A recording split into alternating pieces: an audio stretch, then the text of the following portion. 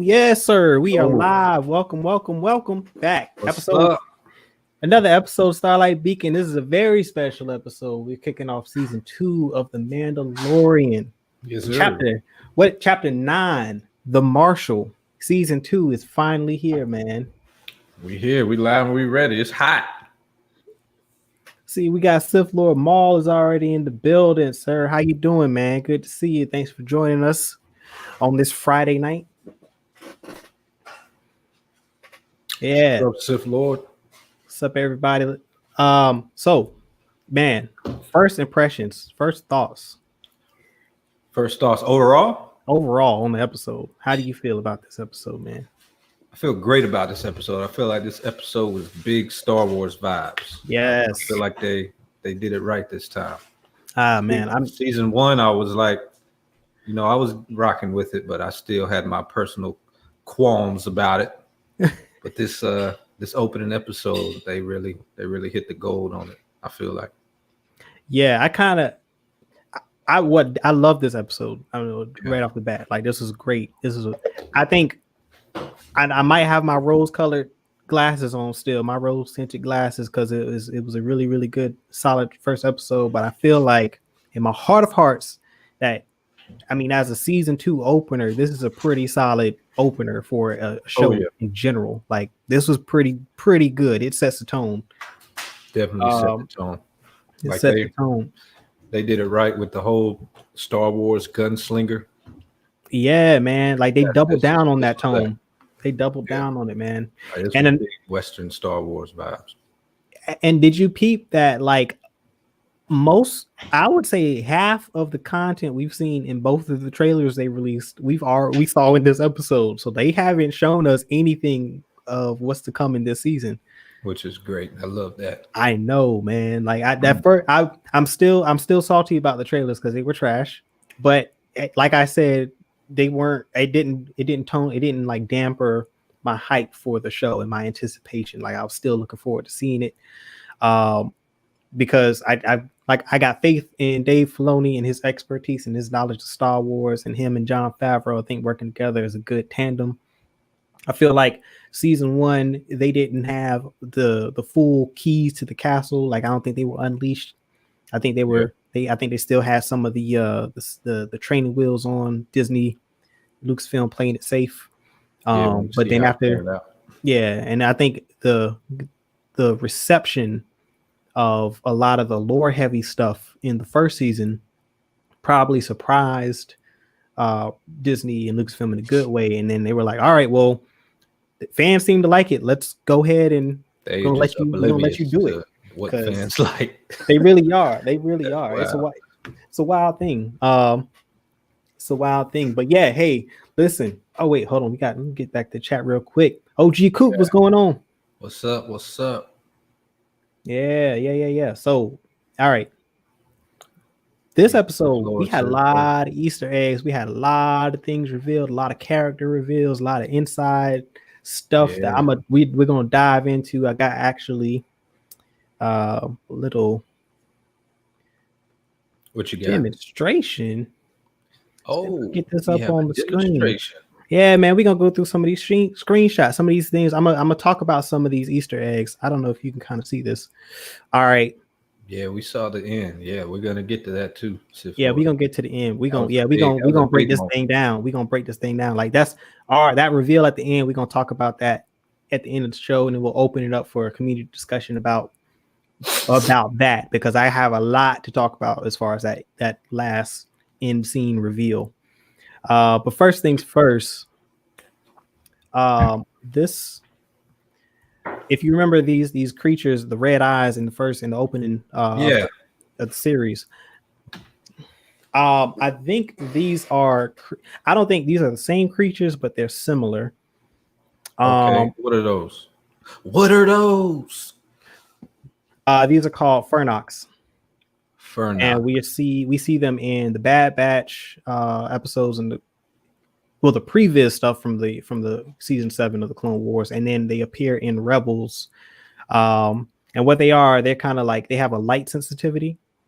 But they're predatory creatures, and they're kind of like scavengers. So like, as they only hunt at night, and like like I said, that light sensitivity makes them vulnerable to light, so they only attack when it's in absolute darkness. Yeah. Which is why you see them off to the side prior to. So I think that was I'm not sure if that's what those creatures were, but they're probably in the same family. Given that what we saw, the way you described them, they seem like they could very well be. Yeah. Because I mean, that's what I'm saying. Like the eyes are different because the eyes are red in that series. Yeah. And then in Rebels they're yellow. Big egg. Next thing, we got my boy R5 from A New Hope. He came back. He's alive. R5 is still alive, man. R5 is still alive. But actually, you know what? Before we get into that, like, what did you think about that fight scene in? I don't even know what planet that is. That hadn't been released yet. Yeah, when he went to the underground fight. Yeah, with the Gamoran guards fighting. Like, what do you think about that scene? Yeah, I like that scene. I was digging that. I was digging that. It was funny to watch that man try to run away. He had a funny run to him. The hit the contact. The guy. The ogre. Yeah. I'm gonna call him an ogre. Or the Cyclops. That's my bad. My bad. Get my thing. Yeah, he had a real ugly run, and his hair was flapping around. I thought that was hilarious. Yeah, hey man, Sith Lord. Yeah, man, get a bag of popcorn. You know, kick back, relax. We're gonna be here, man. We about to talk, man. We about to really get into this. Donuts, man. Whatever tickles your fancy tonight, man. It's Friday night. Go ahead and enjoy yourself. We about to talk some Star Wars, man. Those are season 2, episode 1, beginning. Yeah. That's what we're talking. I was making a reference to they appeared in Rebels, in the first season. I can't remember what episode it was, but they definitely popped in Rebels. Starlight Beacon, shining light. Yeah, man, we trying. Definitely trying. So yeah, this was a great cameo. This is an Easter egg, and we were talking a little bit off camera about well, actually, you know what? We didn't finish our conversation about the Gamoran guards. That was a great fight scene. That whole, I liked the intensity in that scene. Yeah, high intensity, and it showed off his armor, I think, more than season 1. Yeah. I like that I like the use of the whistling birds again. Like, that's just such a cool thing. Like, that is a clutch weapon to have. It really is, especially for that type of combat. And then, yeah, to your point, we do have a scene where we get to see him fighting hand-to-hand combat, and we see how durable this armor is, like, which is great. Like, and then his of course his proficiency with that vibro blade, deadly as ever. Yeah. It's cool to see him fight because it's like he fights with the armor in mind. Yeah. It's like he's one with his Beskar, and that's pretty cool to see. Yeah, I dig that too. Yeah, so the contact runs out of the fighting ring, and Mando hits him with that and with that Batman claw. that Batman claw. That jump was sick.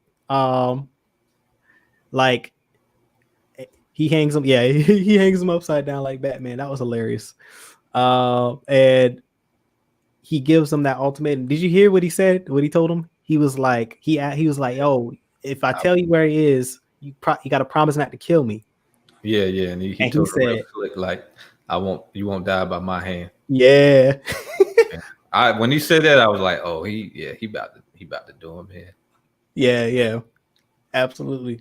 You cool, saw it was coming. Cool opening, man. That was a real cool opening. I like that. It was better than the season 1 opening.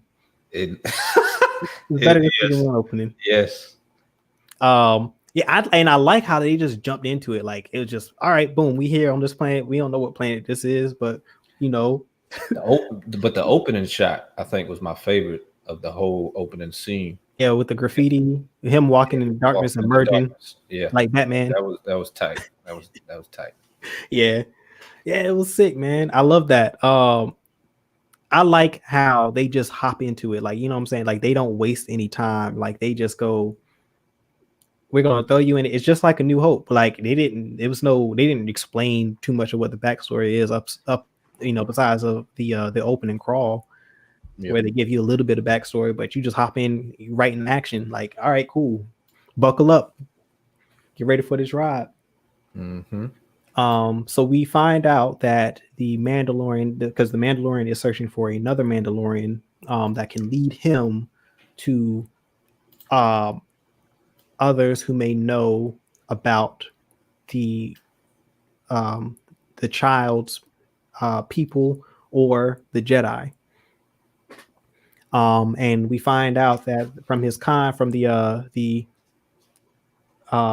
contact there, that there's a Mandalorian on Tatooine, and he swears on something, I guess, that is culturally relevant to whatever species that is, and Mandalorian takes his word for it.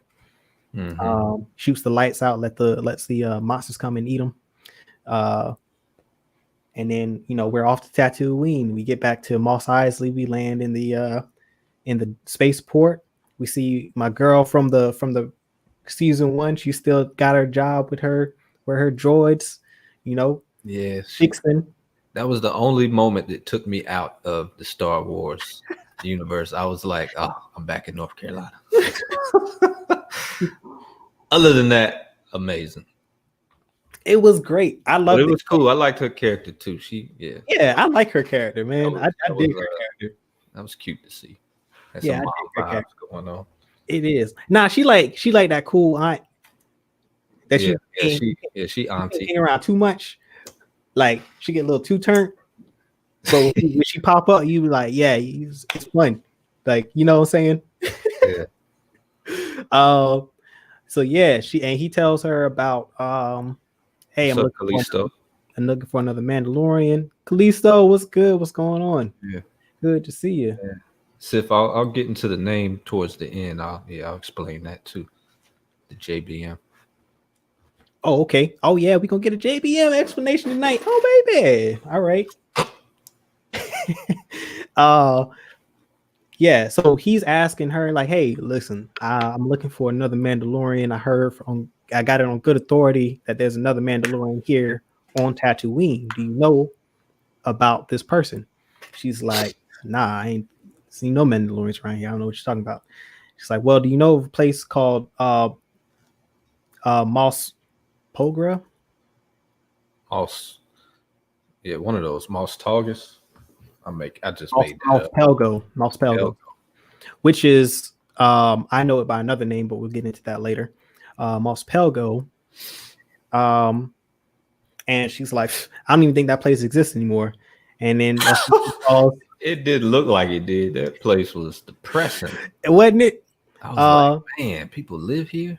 And then that's when she calls my boy R5. R5, first Easter egg. First Easter egg, first cameo from A New Hope, from another story. So yeah, this is the infamous R5, the droid that Lars purchased before he purchased R2. Like, what was he thinking, man? Like, come on, you gonna bypass R2? Yeah, who else noticed R5? Y'all let us know. Yeah, let us know in the chat if you saw that character and it was like, or not the character, you saw the droid and you're like, yo, that looks familiar.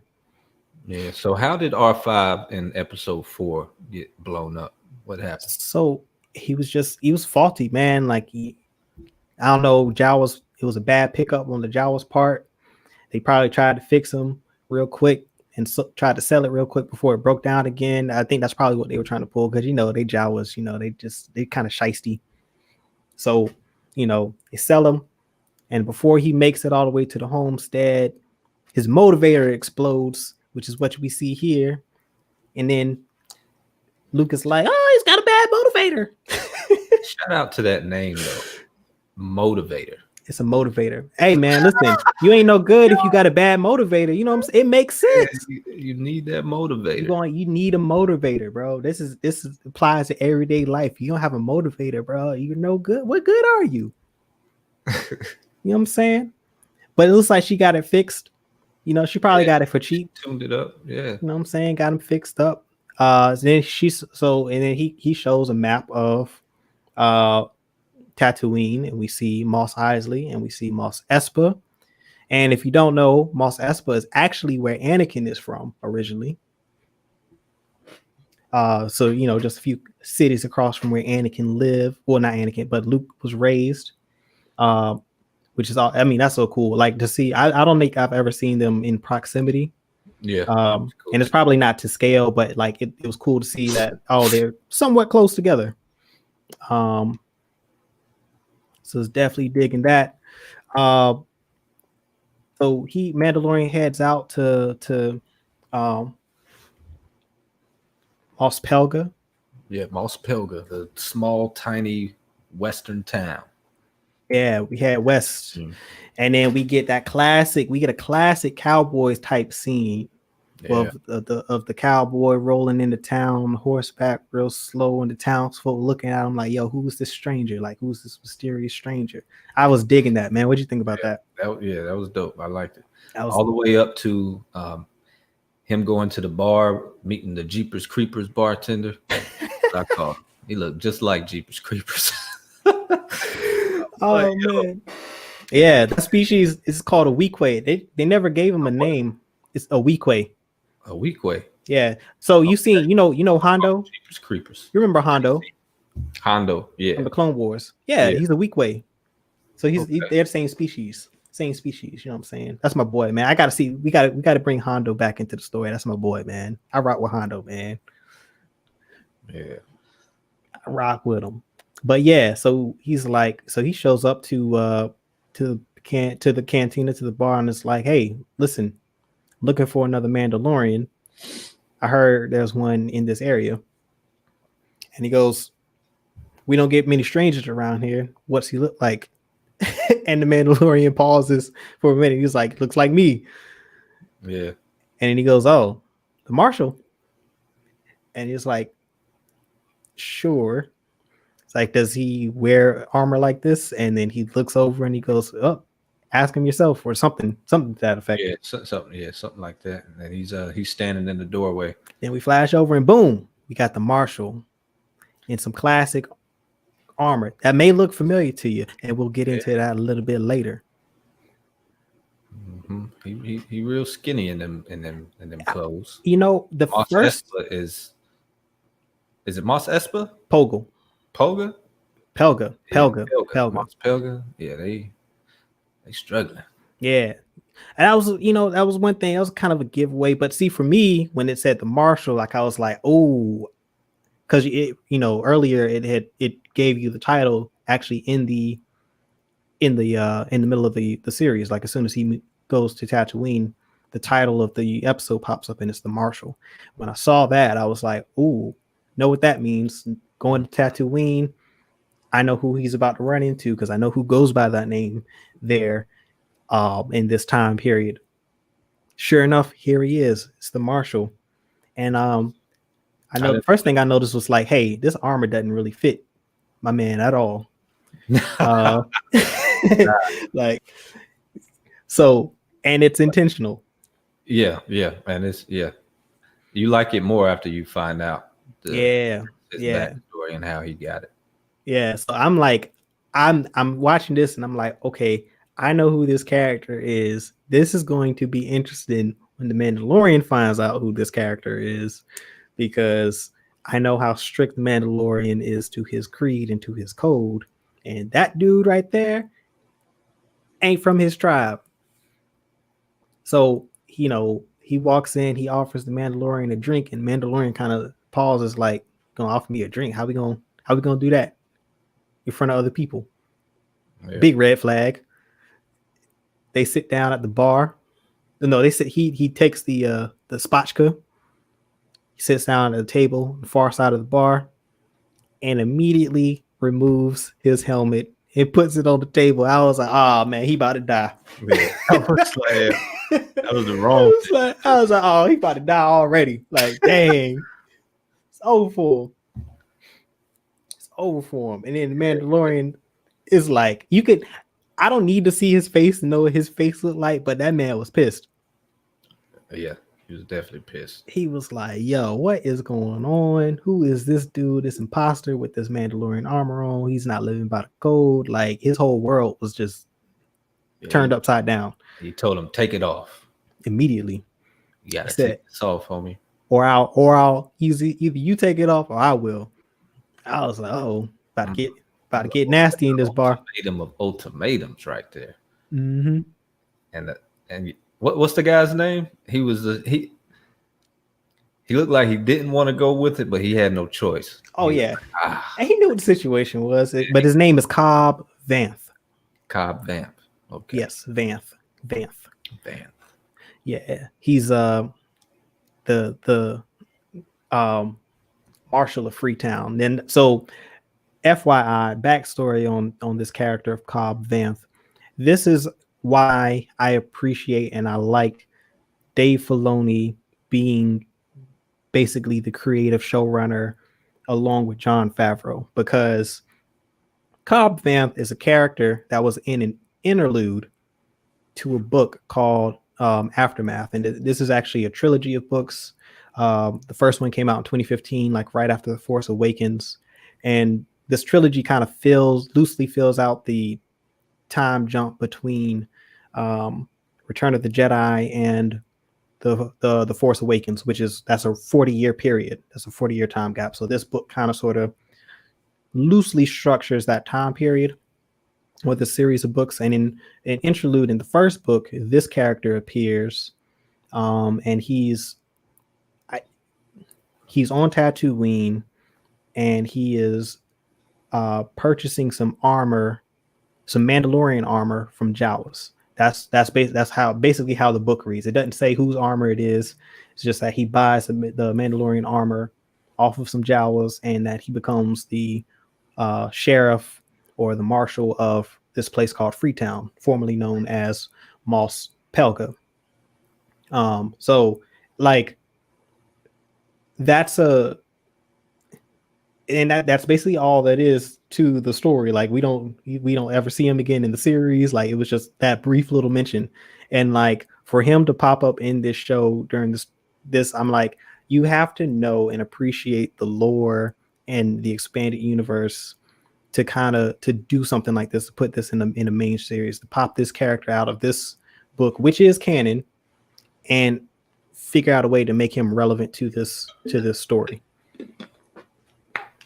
And like it's an introduction really for the fans of the show and the fans of Star Wars, and it's just like a tip of the hat to the hardcore fans like myself that'll read and follow all of this content, which is why I'm like, when I saw it, I was like, yes, this is awesome. Like it's rewarding because I'm going to get a lot more. I'm going to learn more about the character, that I haven't, really, spent much time with.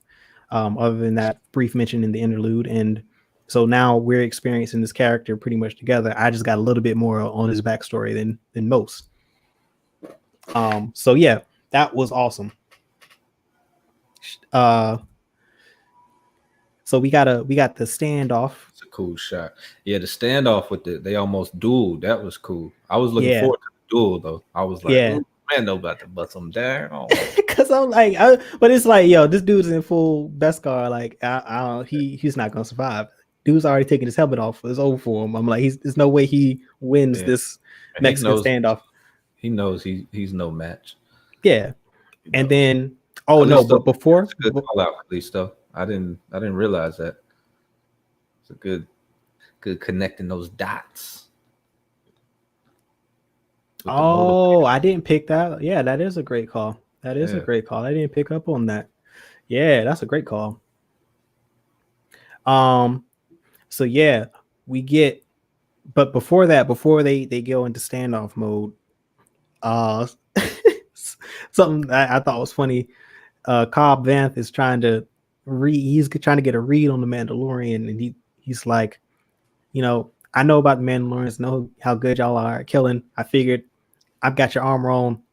I'm a dead man. But then I see the little one over here, and I'm like, maybe I got this dude figured wrong.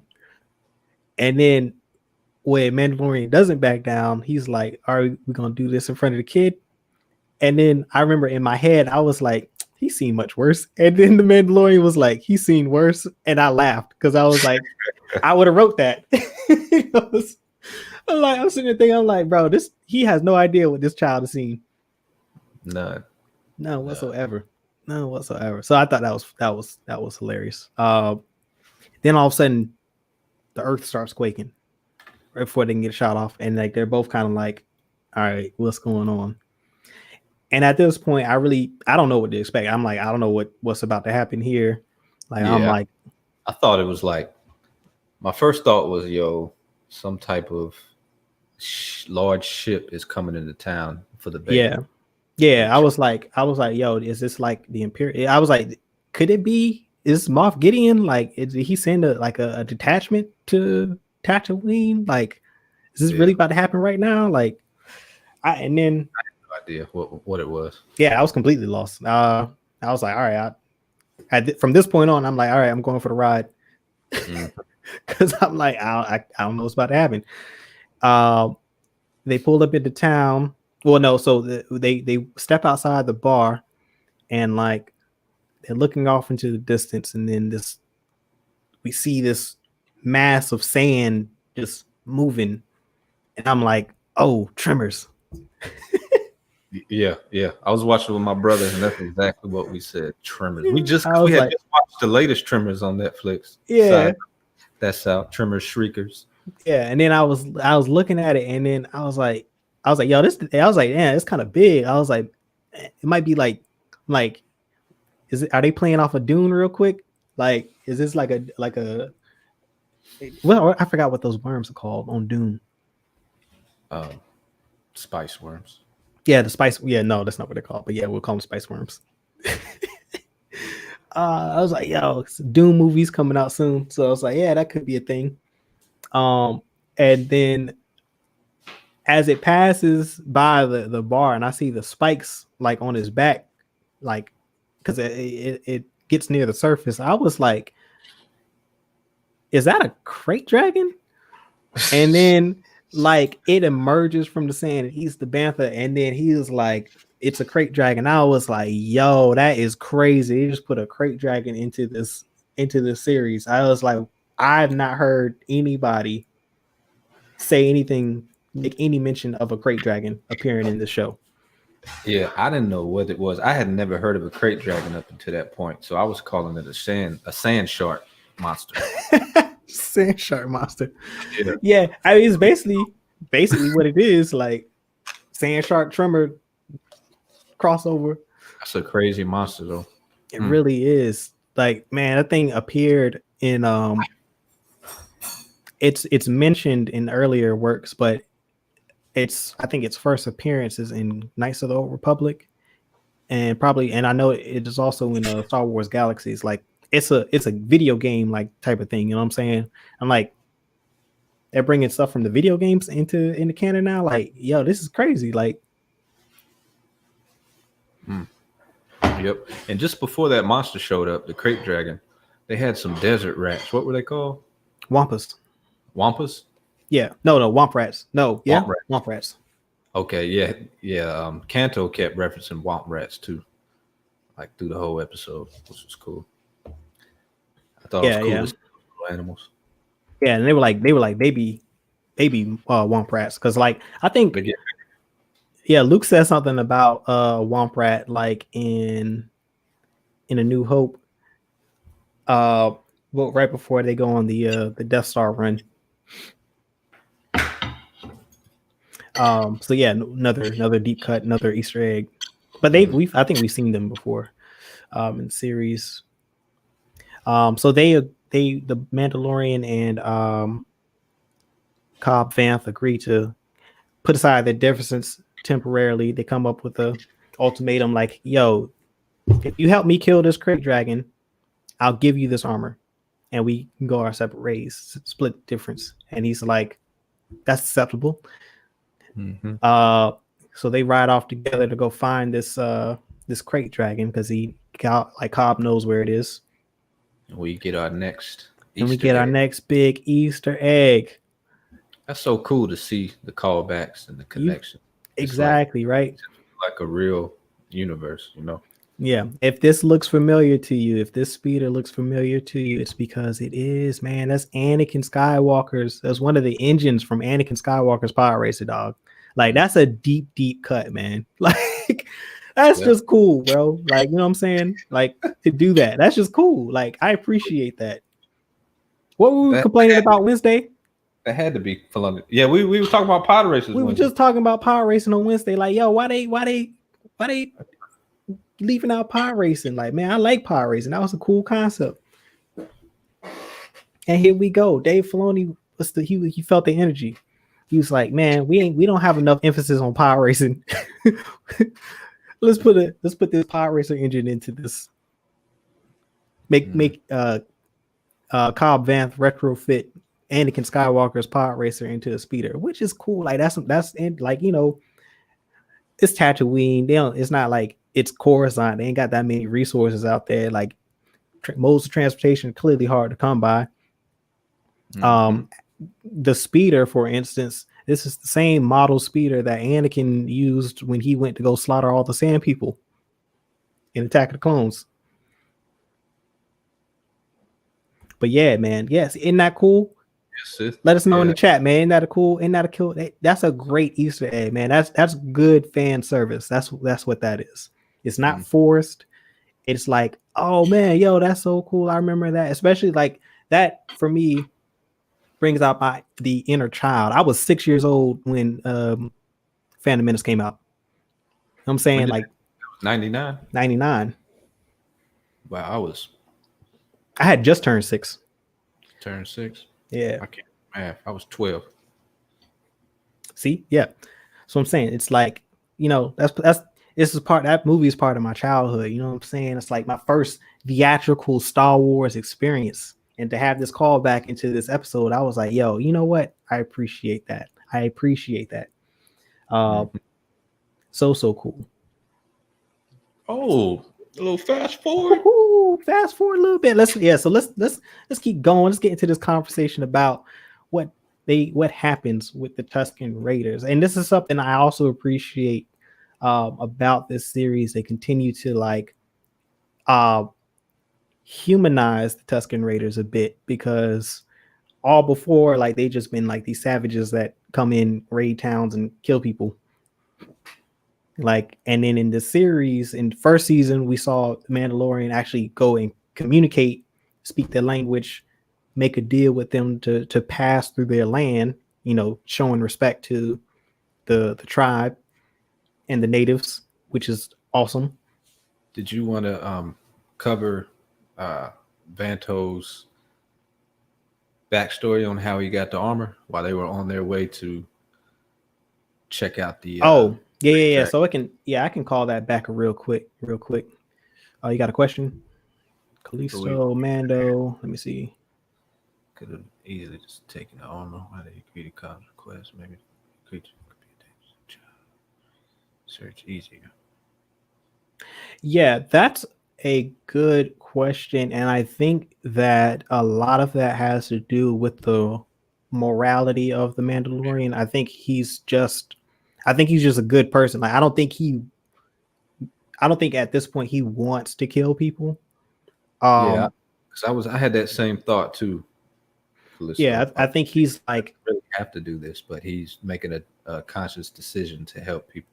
Yeah, it's kind of like it's a last resort thing. Like he knows when he's in immediate danger and like there's no time to negotiate. But if, like, going back to the Tuscan Raiders stuff, like in that first season, like he could have easily killed those 2 Tuscans, and then just pass through their land.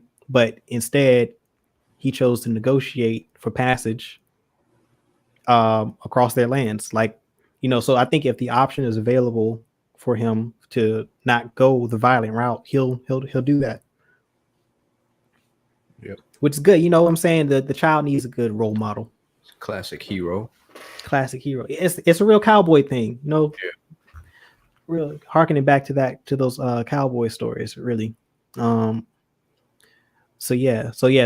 now we get into the backstory of Cobb Vanth, explaining and kind of sort of retcons what happens in Aftermath loosely. It's basically the same story. He explains that, you know, after the second Death Star is blown up, they start celebrating all over Mos Eisley and probably the other townships as the Empire begins to pull out of Tatooine.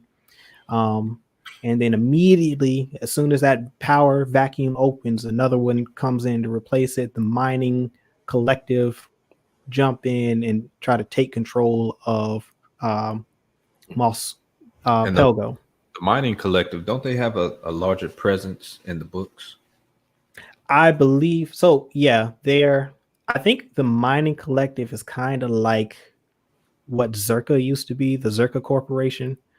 I think that's kind of sort of the new canon version of Zerka. Zerka still exists. That's still an entity within the Star Wars universe, but it seems like in the Outer Rim, this mining collective is pretty much the law of the land.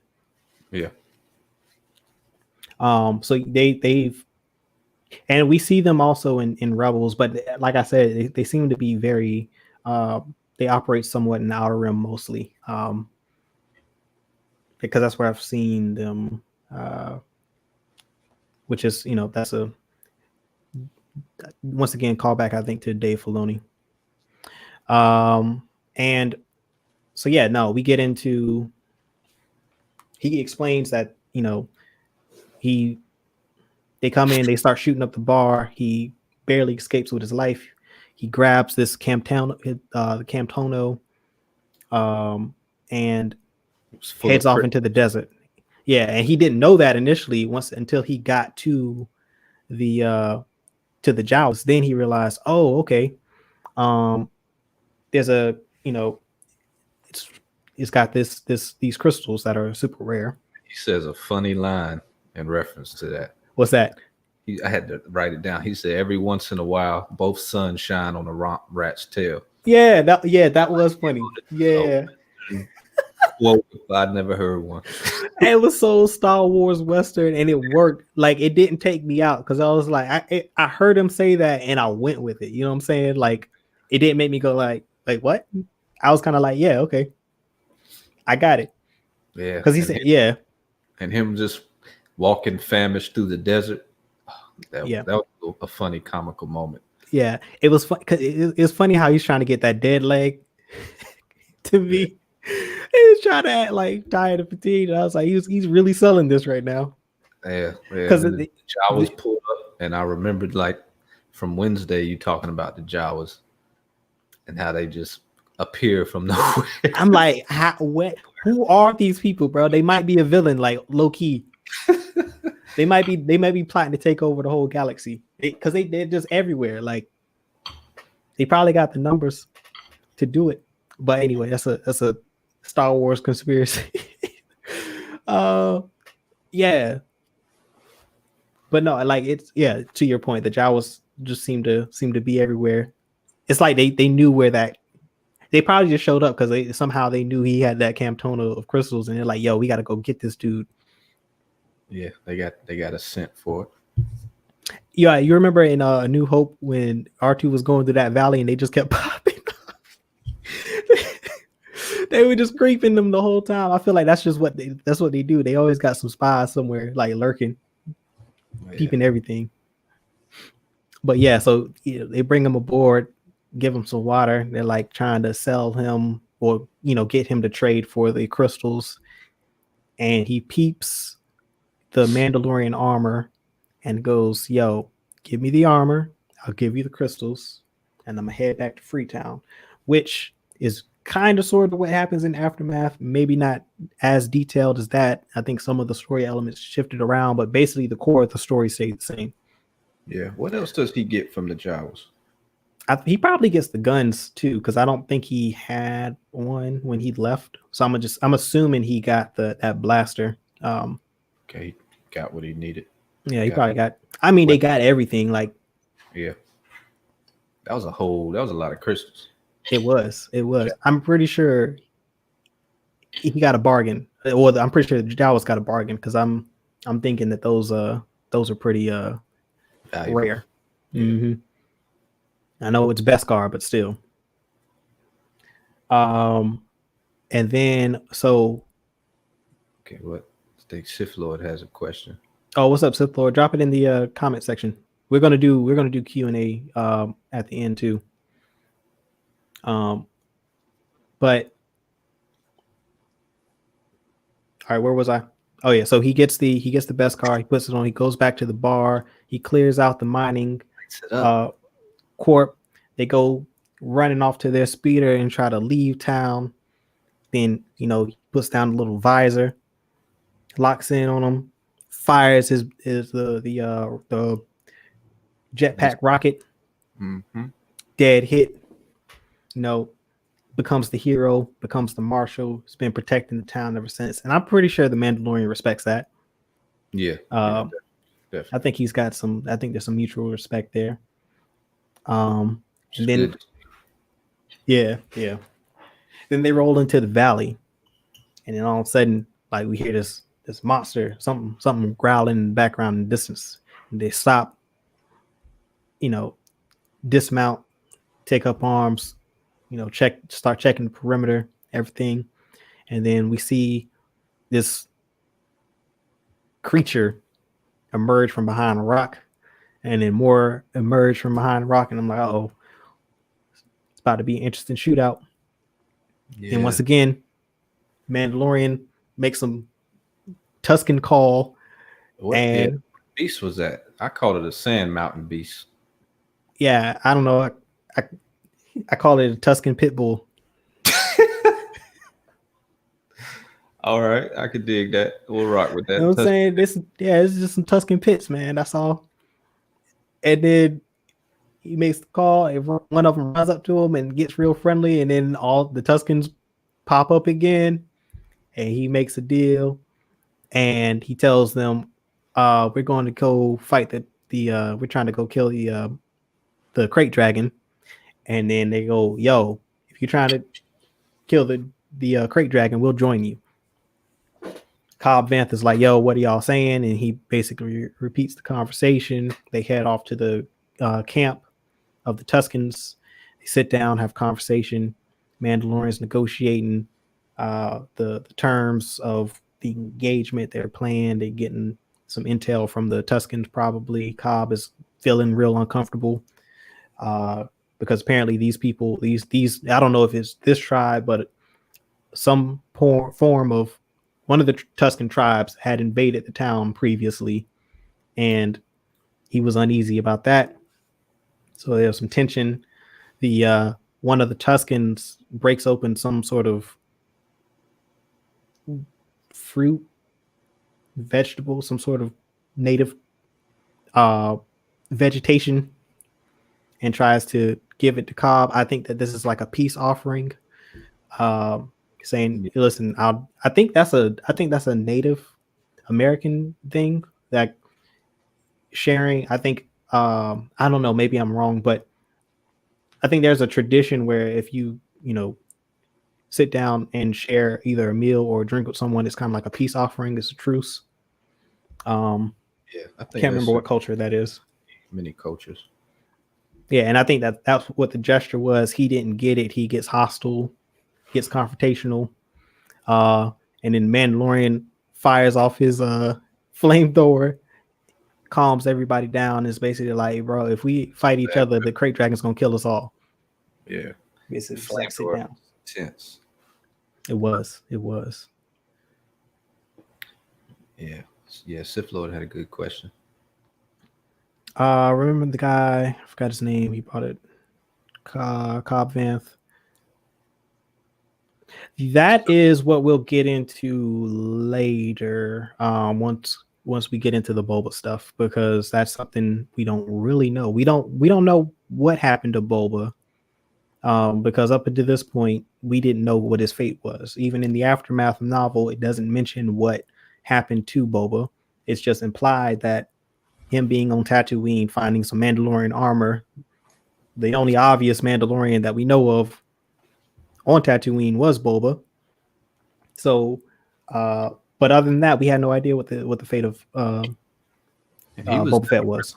A Mandalorian. He just had Mandalorian armor. That's debatable. Got to get into that again because I think that's a semantical argument. But we'll get in. Like I said, I got a section for Boba. I can dig. Got to get into. So now, we find the Crate Dragon's lair, and then we get into some what I call Star Wars humor. The Tuscan takes the bantha up to the mouth of the cave as an offering to the Crate Dragon, and the Crate Dragon ends up eating him instead of the bantha. That is Star Wars humor. Mm-hmm. Speaking of humor, like before that, when they were at the campfire at the Tuscan camp, their language and how they were talking, yeah, dead. I was like, yo, I cannot deal with this. Hilarious. Oh man, yeah. Like, you know what though? That is something that has been incorporated into, like, that's a video game thing though. Like, I think the first time I remember really delving into the Tuscan Raider culture was in KOTOR, because you have to go in KOTOR 1. You have to, on Tatooine, there's a mission that you have to do with the Tuscans, and I think you can either choose to work with the Tuscan Raiders or, raid their village and kill them all, like Anakin Skywalker style, get what you need. But if you choose the light side option, then you work with them and you learn like some of their culture, and like of course they're speaking Tuscan the whole time, and you, the main character, can somehow translate everything because it's a video game.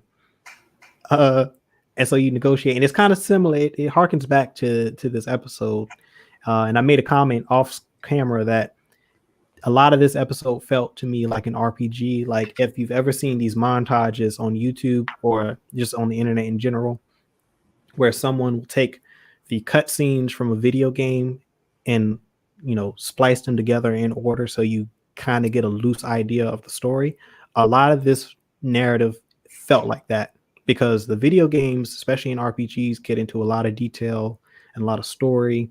And there's a lot of character development and content, and this series has felt like that, and I've always appreciated that this long form storytelling, because I appreciate character development. I want to get invested into the characters and their stories, and I want to care about the outcome of that character, whatever it may be. And then a lot of times in movies you don't get that time with the character to develop them properly, that you would in a live action TV show like this. So that's one of the advantages of it. Yeah, no, Mando was definitely killing it though. He had it. I would say he's an expert. Tuscan, it's a second language to him for sure. Yeah, he's got it down pat. Chp9, definitely. And then they realize, all right, we don't got enough people. They go back to the town. They make an agreement to get the townsfolk to come and help and reinforce the Tuscans. So they negotiate. Cool, like, you said what? That's another cool Western trope callback. How you go back and convince the town to work with such and such to fight off such. Like, that was cool to see. Yeah, it's a Western, bro. It's a Western Star Wars thing. It's so cool because, and I gotta shout out Jon Favreau, because before this series started, even before season 1, he said that he wanted to use the source material that inspired Star Wars, not necessarily Star Wars, which makes sense because it's like George used Kurosawa and the classic Westerns as inspiration, and Flash Gordon as an inspiration to create Star Wars. And of course, like the hero with 1,000 faces, that the classic hero's tale, like all of that stuff plays into the feeling of a Star Wars movie or TV show, and that's what this show is doing so well. Yeah, So yeah, back to your point, that's a great Western trope. They convinced the townspeople. There's some. I think one of the Tuscans accidentally dropped one of the explosives, which turned into. Yeah, just before that, my favorite moment of this whole episode was the Tuscan Raider caravan coming into town.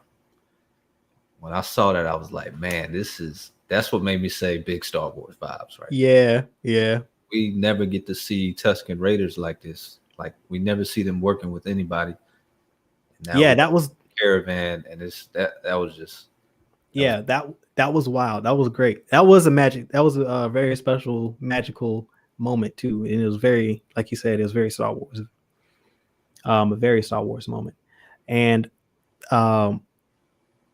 yeah. So now they head off. They got the battle plan. They got to know what they're going to do. They're going to bury some explosives in the sand. Draw the crate dragon out because he's weak on his belly, kind of like a alligator or crocodile, and that's. Sorry to cut you off. Another cool shot though, when they're making their way to the crate dragon, Mando and Cobb are like slowly riding by the carriage. Yep. And then if you notice, there's two speeders in the back bringing up the rear of the Mandalorian. I mean, not the Mandalorian, but the Tuscan Raider caravan on the Banthas. So that's had a lot of explosives. I was like, yo, this is. They was packing some heat for that little town, bro. I remember like the mining company. They must have had that from the mining company. Yeah, that's a great call. That has to be what it is. They're probably using that to blow, to get tunnels in mine. That makes perfect sense. Yeah, I didn't think about that. It's a great call. Did you know it? Once again, coming in clutch. So yeah, battle ensues. They get the crate dragon out. It's resisting a lot of back and forth, and it gets close to the explosive. Cobb Vanth starts to panic. He's like, "Oh, I'm gonna blow it now," and he's like, "No, man, we only got one chance. Like, wait for the right moment." I'm so glad they didn't make that a scene where he did it at the wrong moment. Exactly, I did. And they wouldn't do that. I am too. I am too. And then so they finally get the crate dragon out far enough to be over top of the explosives. He blows it, and then the crate dragon goes underground, and there's like a brief pause, hesitation, and they look at each other and they're like, "I don't think it's dead." And they're like, "Nah." I love that. Yeah. Because it was like, nah, it was like, that's too easy. Like everybody watching is like, man, that was too easy, dog. Like exactly. Everybody, and they just spoke what we were thinking. Yep, it at the right moment too, because it was like right on time. As soon as it popped in your mind, like, nah, that was a little too easy. That's when they said it, and sure enough, it comes out on top of the mountain, spewing acid onto the bottom. When I saw that, I laughed. We'll talk about that off stream. That was hilarious. Oh Lord! All right. But yeah, I was glad that happened because then Mando and Cobb jumped into the action. Yeah, exactly. I was like, why are they sitting back in the beginning? And then we get one of the coolest moments in the show, season 1 or 2 combined. Like they launch on jetpacks and start attacking this dude. And I was just like, man, like my inner child is like going crazy. You know what I'm saying? Like watching them like take off, jetpacks on blast, land right beside it, start firing. And then the funny part, they're shooting at it and they look at each other like, yo, this ain't working. This ain't doing anything. Like, nah, man, just keep firing. And like it turns to bite them and they fly down. And then it goes back underground, back to the ground level. That thing is agile underground. Like it really is, yo. It does move like a trimmer or like one of them spice worms. Reemerges. Cobb has another missile. I don't know where he's getting these missiles from, but plot hole that we just gonna let slide. We gonna let that one. We just video game logic. And bombs or something. I don't Well, Might maybe have been. more than one from the Jawas because he did have a lot. That's what I'm saying. I wouldn't be surprised if he's like if the Jawas had somehow had a stockpile. It wouldn't shock me. Yeah, we just going. Yeah, That's what we're gonna run with. Yeah, that's what we're running with. He's got a little humble armory. Yeah. And then, hey, you know what? Something I just realized. So when he and Cobb are on the ground, he fires the rocket. It doesn't do any damage to the crate dragon. It starts heading towards him, and he's like, Mendo's like, "Do you have the detonator?" And he's like, "Yep." Hands it to him. He's like, "All right, so what's the plan?" He's like, "I don't know yet, but you got to go take care of the child." And then he hits him with the back of with the butt of his gun, hits the jetpack, and it like sends him flying. But I just realized that's a callback to Return of the Jedi when Han Solo is blind and he accidentally hits Boba Fett's jetpack, and it does the same thing. I was like, oh man, I don't think about it. I'm like, that's hilarious. I didn't think about it until you just now brought it up. Yeah, because it just came to me that's what that was about. Like, so it must be like a known thing to exploit with the jetpacks. That's what's up. Yeah, man. Sith Lord, welcome back, man. Yeah, we still at it. And then so the crate dragon's charging head on at my man at the Mando. He's got a bantha full of explosives behind him. The bantha sees the crate dragon charge and tries to take off, and he's like, nah, bro, where you going? Right here. Boom, crate dragon swallows him whole, goes underground. Got another, brief moment. I like how they feel how they keep adding these little brief moments of suspense. Because you're like, all right, he's gonna make it, but you like don't know how he's gonna make it. Yeah. And then sure enough, my man pops up out of the ground and he shocks the crate dragon from the inside. And what weapon was that? It's that pulse rifle. Remember in the first season when that alligator wars thing came from out of the ice and it bit the Razor Crest and was trying to pull it down? Oh, okay. And he shocked it with the end of the gun. That's what he did, but he just did it from the inside. Oh, okay. Yeah, so it was like it probably went bananas, and he popped up from. Go ahead. The acid.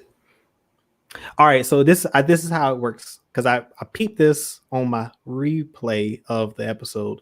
The acid comes out of from his cheeks, so it's probably got glands in his head, kind of like like a cobra has. It has the venom glands like in its skull.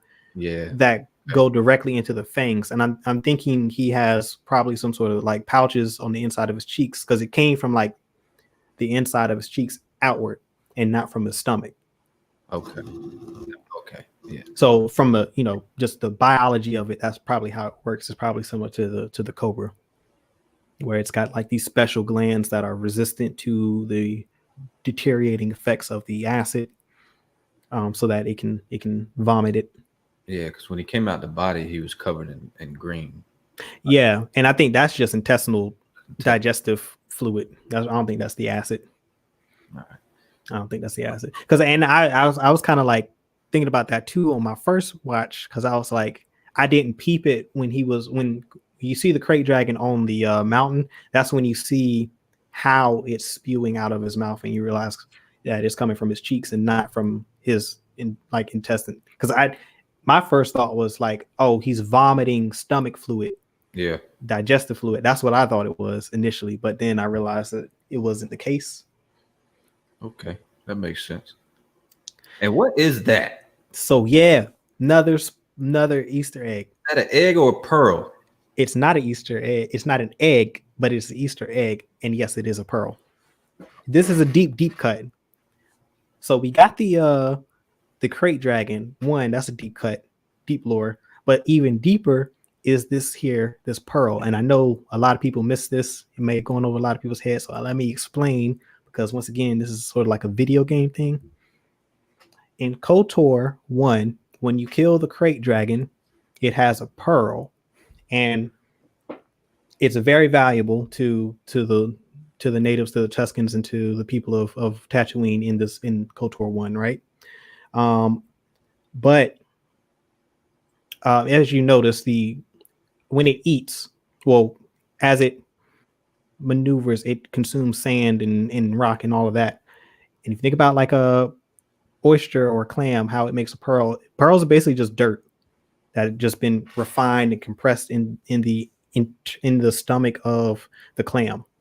And that's basically what the crate dragon does. However, in KOTOR, sometimes it will eat rocks that have kyber crystals in them, which are the crystals that power lightsabers. And so in the core of the pearl in KOTOR are kyber crystals. Okay. Don't know if there's one on the inside of that.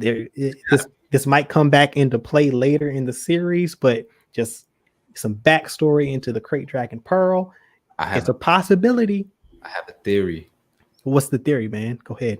This is a non-filtered first thought theory. Uh-oh. Use the kyber crystal in the pearl, make it into a weapon to fight. What's my man name with the dark saber? Moff Gideon. That is a possibility. In the EU, Boba Fett had a lightsaber. There it is. That's what it's gonna be. Boop, boop. Hey, listen, that wasn't that far off. Hey, you heard it here first. Mando. Hey, yo, if Mando has a light, man. All right, I don't even want to think about that because, like, I don't want to get disappointed that he don't get a lightsaber now. Yeah, that's a good theory though. It checks out with what we've seen in the past. Yep, never mind. I won't get into that. We won't get into that. Oh, so then look at him. Would you just look at it? We got to the point where we all been waiting for, people. The big reveal. The big reveal. My man. If you don't know, this actor, this is Tamara Morrison. And if he looks familiar to you, it's because this is not his first time making an appearance in a Star Wars. Okay? The first time we see him is in Attack of the Clones, playing the infamous bounty hunter, Jango Fett. Boom! There he is. There he is, people. Jango Fett. Mm-hmm. Now, if you're wondering, wait a second. That was like over 30 years ago. And didn't he die at the hands of one Mace Windu?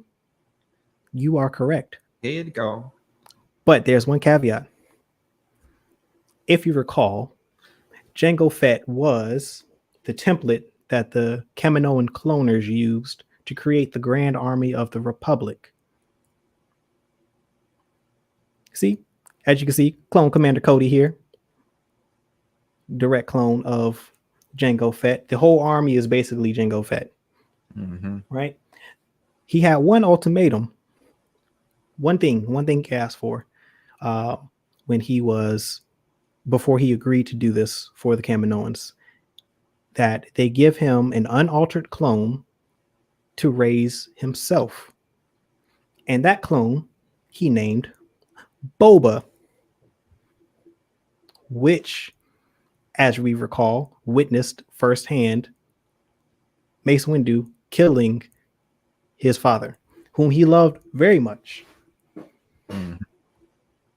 That young man grows up and becomes the infamous bounty hunter, Boba Fett, wearing the same armor of his father. It's been altered. He's repainted it.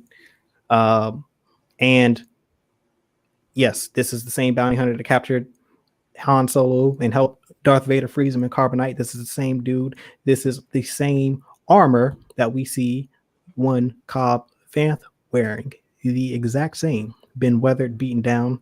We don't know how long he was in the Sarlacc pit. But yeah, that's my man, Boba Fett, and the armor. So it is not Jango Fett. That is actually, he is playing the grown-up version of Boba Fett, the clone. Now, what makes this very, very interesting is he has a connection to the Jedi. Oh, that goes all the way back to the Clone Wars. Because, like I said, remember the armorer was telling the Mando that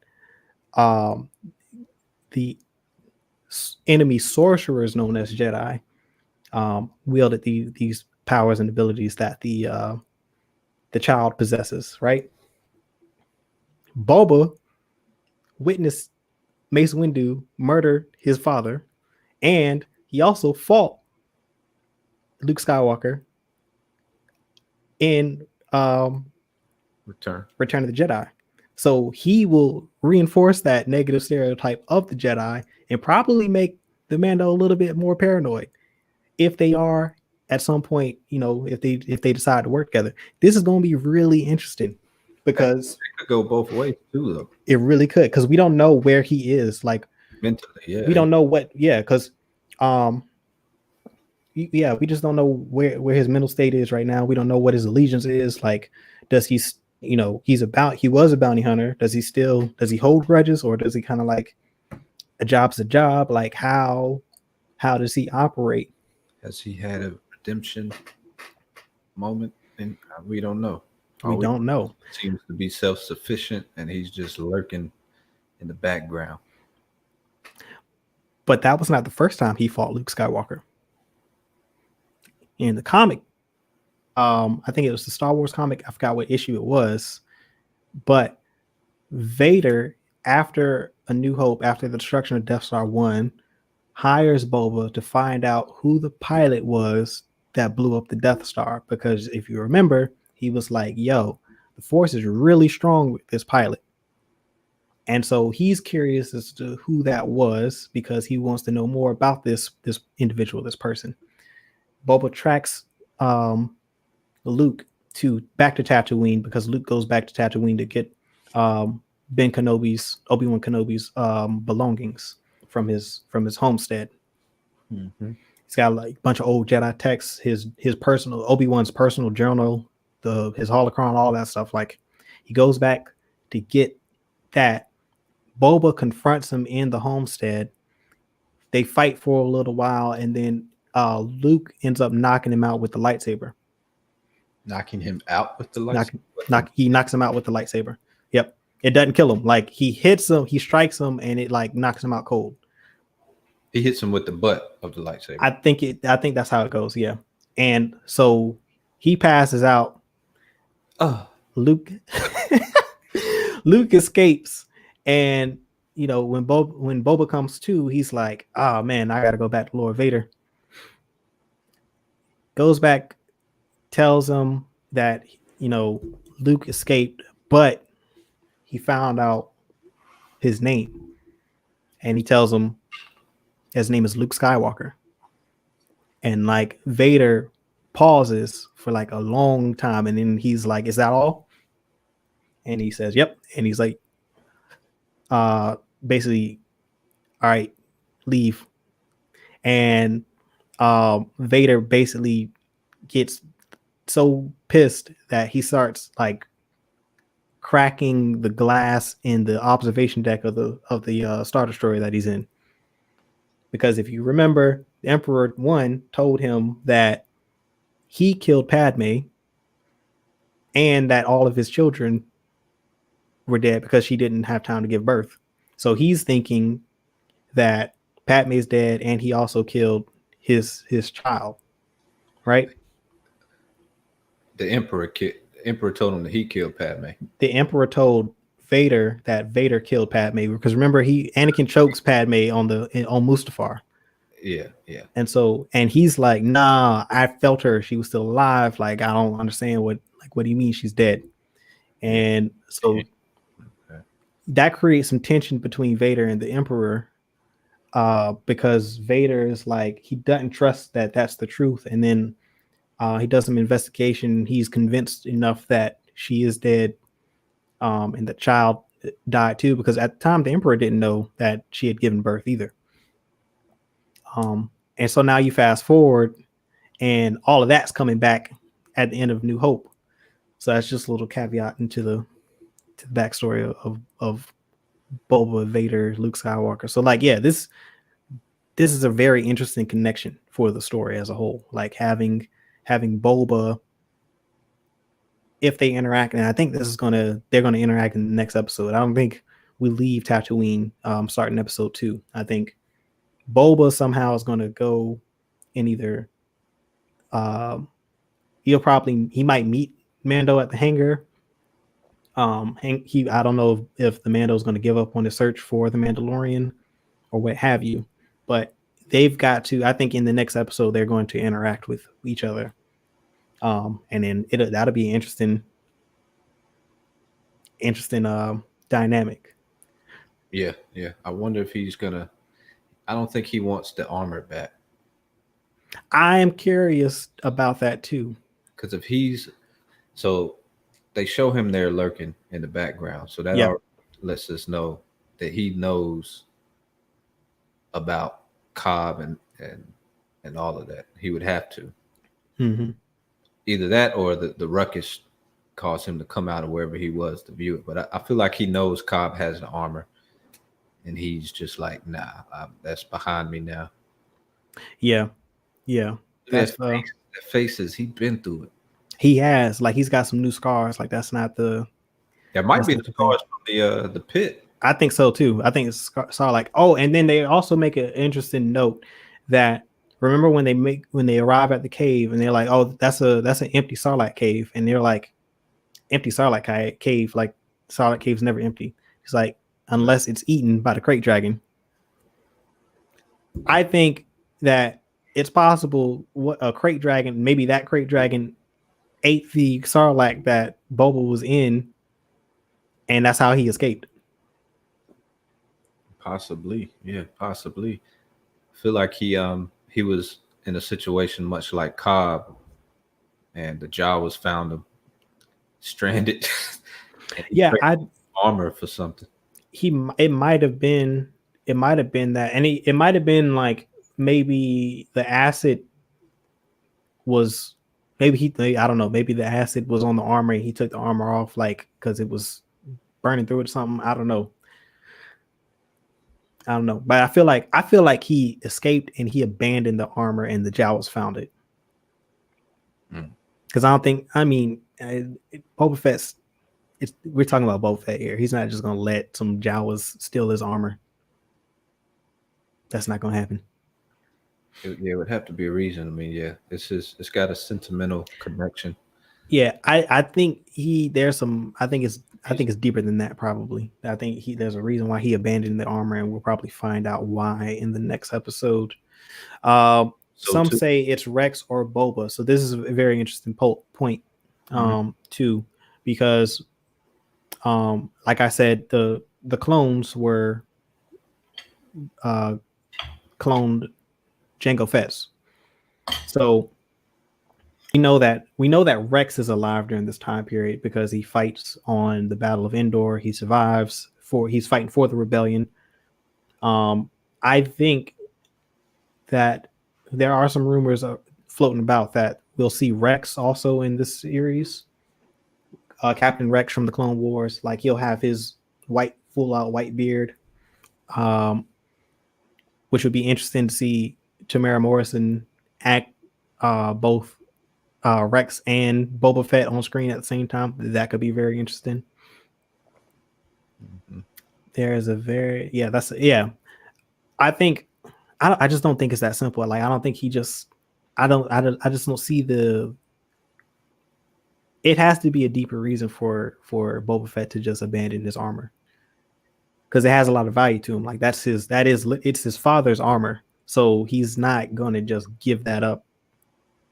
I mean, maybe he trades it. He gets rid That's what I'm saying. Like, I think it might. I don't know, because he's got connections to the Empire. Like he's deeply embedded in the Empire at the time the Empire collapsing, notoriety. Maybe he just decided he was done with it.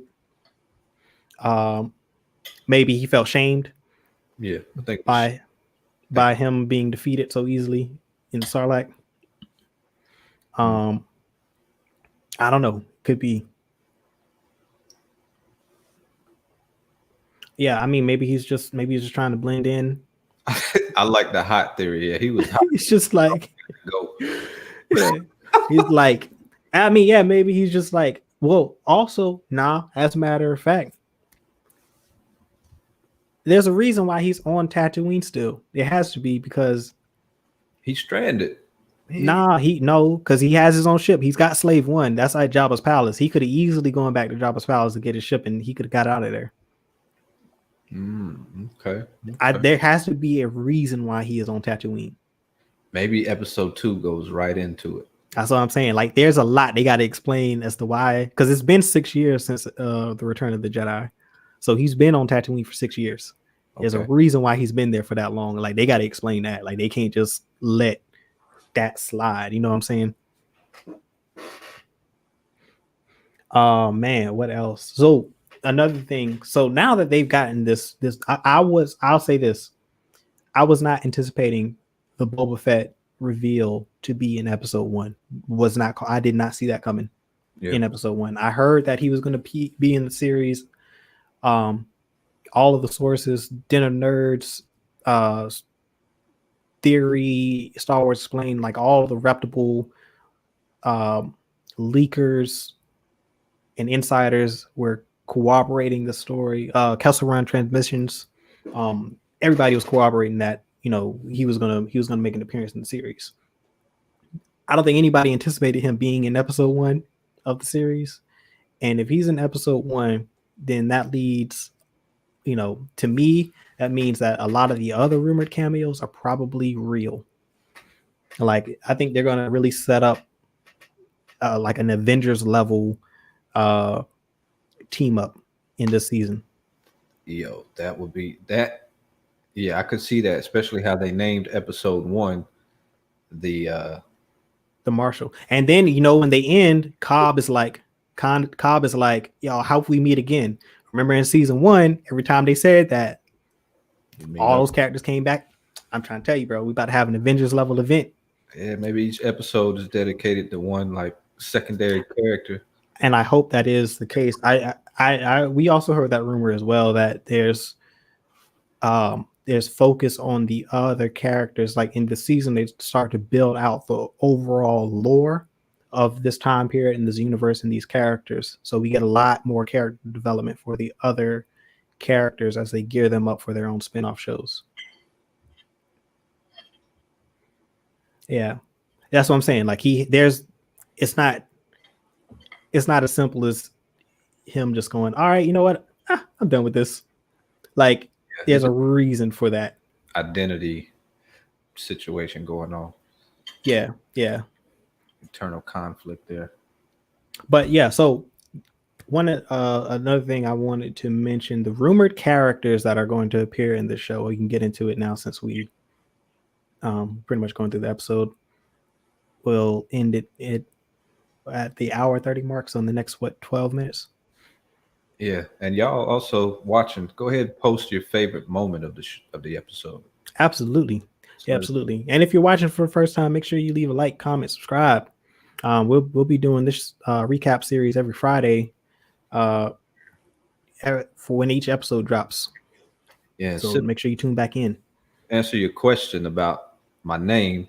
It's got a 2-part meaning. So it's my initials, first name and 2 middle names, and it's got a second meaning. It's more like an acronym that means just be more, and that's really what I use it for here on Gumbo. We got that double entendre. Okay, that double entendre. You want to have that mindset in what you do in life. We dig it. We dig that. Yeah. Hey, so look, we got a rumored. So it was rumored that Boba was going to appear, and if Boba was going to appear, then of course we might get a Rex cameo. Yeah. Cobb Vanth was also rumored, so that was confirmed. Ahsoka, of course, is rumored. She will more than likely appear. I think that's pretty much been all but confirmed that she's going to appear in this episode. Definitely getting a dedicated episode. Oh yeah, Dave Filoni is directing episode 5, and I would bet big money that that's where she pops up, and it will probably be her episode. Bo-Katan is rumored to make an appearance. Who is that might they might call back to how what's the name? Moff Gideon gets that dark saber because she was the last one with that thing, and if she's still alive, she got some splaining to do. And Sabine Wren is rumored to make an appearance. As a matter of fact, the rumor is that Sasha Banks, the WWE superstar, is playing Sabine Wren. We saw her in that first teaser trailer. We don't know, didn't see what the character was, but we definitely saw her appear. She was incognito. It would make sense that she is Sabine. We know Sabine likes to dye her hair all types of colors. Sasha Banks is known for her hairstyles and colors, so makes sense there. She's also, a wrestler. She's got martial training. She'll definitely bring the physicality to the role, just like Gina Carano was able to do with Cara Dune. So yeah, man, like, can you imagine like the Mando, Boba Fett, Bo-Katan, Sabine Wren, Cobb Vanth, Ahsoka? Are they doing a Magnificent Seven? I mean, bruh, can you imagine how Star Wars internet is about to go crazy? And they all go up against the Imperial Remnant to fight Moff Gideon? Because that would be true to the show, it being a Western. Exactly. The Magnificent Seven. Yes, sir. We about to get that Magnificent Seven. Yo, I like that. I'm digging it. Yeah. I'm digging it. Till the People's Village. Yeah. I got a comment. I see that comment coming in from Callisto. Wait for that to pop up in the two-way. That's talking about our favorite scene. Yeah. Let us know what y'all favorite scenes were too. Like, that was in the comment section. Yeah. Shout them out. Did I say what my favorite scene was? You did not. It's definitely favorite scene or most excited scene. Because my most exciting moment was seeing Boba at the end. I would say that too. Me too. I like that designation. The most exciting moment was Boba's reveal. Yeah. Seeing Tamara Morrison pop up. Chills. The Tuscan caravan. The Tuscan figure. Yeah. Mm-hmm. See, Mando was able to appeal to the people in the village and make the alliance with Tuscan Raiders. Yeah. It's a cool moment. That was a great moment. I said this, I hopped into the community stream for the Dinner Nerds. What was that, like 6 this evening? And I mentioned, like, yo, if you would have told me yesterday or the day before or this week, last year before, whenever, that the Mandalorian would meet up with Cobb Vanth, they would make a deal and an alliance with Tuscan Raiders, and then form a pact with some villagers on Tatooine, and then go fight a crate dragon in the desert, I would have called you bat crazy. That's crazy. Like, what do you like? There's no way. Log line right there. I'm like, come on, man. Like, really? Like, nah. There's no way that's gonna happen. Like, I would have been like, yo, they don't even know what a crate dragon is, bro. Like, don't stop watching Doomcock videos, because dude has no idea what he's talking about. He's feeding you misinformation. But lo and behold, we got it in this episode. And Boba in the cut watching it all happen.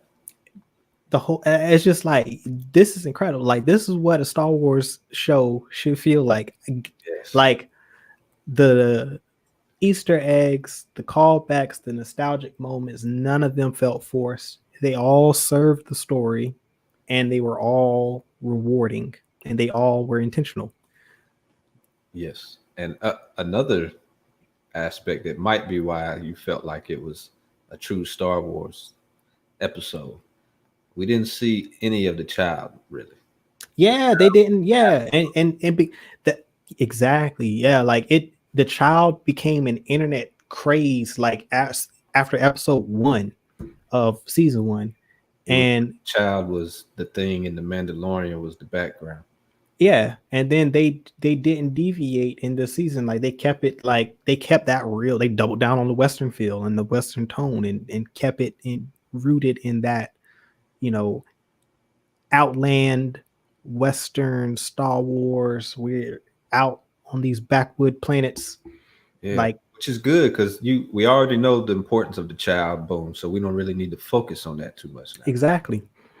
And with the way it ages, like, ain't nobody gonna be around for it by the time it reaches full maturity. Like, we got another 50 years basically before it can like start actually, fending for itself. You know what I'm saying?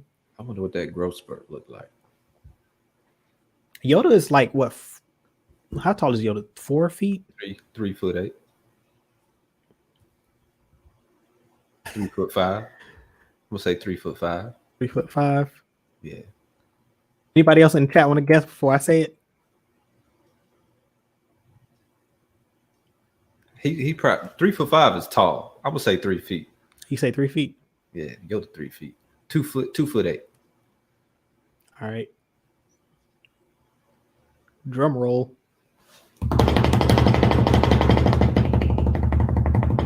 Oh, Tutu. Oh, we gonna call Yoda Tutu. That's that man name from now on. Tutu. Oh my God, Tutu. No, he is not. 2 foot 2 inches. A little Tutu. Tutu. Yes, sir. Yeah, a little 2'2". That's funny. I could have swore he 4 feet is kind of tall, but yeah, 2 feet. Yeah, 2'2". So like, yo, I can't. Tutu. They need to name the child that child nickname Tutu. Yeah. Yo, I can't remember where. I think. What do you think? The child will get a name this season? If he gets a name, it will be because they reunited him with his people. I think they're gonna reunite him with his people. It might not be like at his home or whatever. It might be like the person that was under his guardianship before he would take it. I don't think so. I think well, one, here's why. Ahsoka, her species is a Torgruda, and in the EU, I think the life expectancy for those was like close to 200 years for Torgruda. Mm-hmm. And in current canon, they haven't released what their life expectancy is. I think that the child will end up going off with Ahsoka at some point. If not by the end of this season, maybe later in the season, because Ahsoka is also supposed to be getting her own spinoff show. Okay. And she's probably the best person to take Baby Yoda. One, because she's not, we'll see how they treat the character, but she's not really a Jedi anymore. She's just a light side Force user. She's almost like a Force sage, which would make sense to pair with the child because the child didn't really, he spent time with the Mandalorian. I don't know, and Ahsoka's not really tied to the Jedi code and the Jedi ways anymore. She kind of just follows the light side of the Force at this point in time. So yeah, I could see. I think if she does leave, if the child does leave, it will be with Ahsoka, and we'll see that that spinoff. Okay. Seth Lord, welcome back. We're about to end this show in a few minutes. Anything else? Anybody want to make any comments about their favorite moments, or most exciting moments from this episode? Things you're looking forward to next episode? Yeah, any outstanding questions? Anything. Tissues. Yeah. My math teacher used to say that. What issues? That whole thing. Any questions, concerns, issues, tissues? That's funny. That's a good rhyme. Yeah. All right. Well, I think we're gonna call it. Yeah. Boba scene. Yeah, definitely. I think that was everybody who realized that was Boba Fett. Definitely, that was the moment. Hey, yo, you know what? I watched Theory, his reaction to the whole stream. Like, he did a reaction video of him watching the episode. Yeah. And when Tamara Morrison popped up on screen, that dude lost his mind. And he's like the most like serene dude, and like he went bananas like when Tamara Morrison was popped up on screen. That was great. I filled my heart with joy. I'll have to look. I like seeing people. I love seeing people get excited over Star Wars. Like, it's great. But anyway, yo, thank y'all for joining us tonight. I always enjoy you, Kalisto. Yeah, Kalisto, Sith Lord, OG Coop, everybody. Who else popped into the chat today? Cad. Everybody. Yeah, man, everybody who joined us tonight, man, appreciate you. Make sure you, if you haven't, subscribe, hit that like button, and get ready to join us next Friday, probably same time. We'll let you know what time. It'll be late. Yeah, I'm definitely looking forward to episode 2 now, man. I'm stoked for episode 2. Yeah, I think they're gonna do well. Yeah, Boba Fett episode. Boba. So yeah, man, like as I always say, may the force be with you. Well, peace, love, and blessings. May the force be with you always. Peace.